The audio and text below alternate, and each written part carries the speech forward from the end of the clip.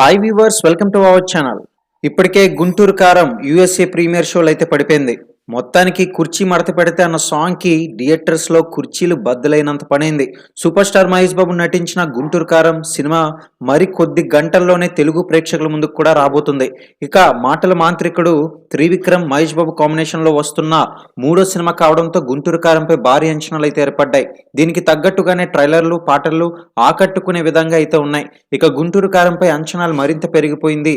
అయితే తాజాగా ఈ సినిమాకు సంబంధించిన ట్విట్టర్ రివ్యూ కూడా రావడం జరిగింది. సినిమా ఇంకా ప్రేక్షకుల ముందుకైతే రాలేదు, కానీ ప్రస్తుతం యూఎస్ఏ ప్రీమియర్ షోలు అయితే పడిపోయింది.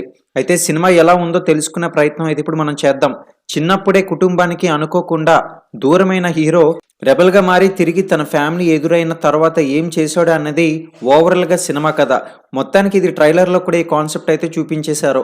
అయితే ఫస్ట్ హాఫ్ లో ఫుల్ మాస్ సీన్లతో నింపేసిన దర్శకుడు సెకండ్ హాఫ్ లో మాత్రం తన మార్క్ డైలాగులతో కట్టిపడేశాడట. అయితే ప్రీ రిలీజ్ ఈవెంట్లో చెప్పినట్లుగానే గతంలో ఎప్పుడు చూడని మహేష్ను ఈ సినిమాలో చూస్తారని ఖచ్చితంగా తెలుస్తుంది. మాస్ ఎలివెన్స్లు అయితే వేరే లెవెల్ అనే చెప్పుకోవాలి. మొత్తానికి థియేటర్స్లో బద్దలు కొట్టేలా కుర్చీలు ఎరగొట్టేసే అవకాశాలు అయితే కనిపిస్తున్నాయి.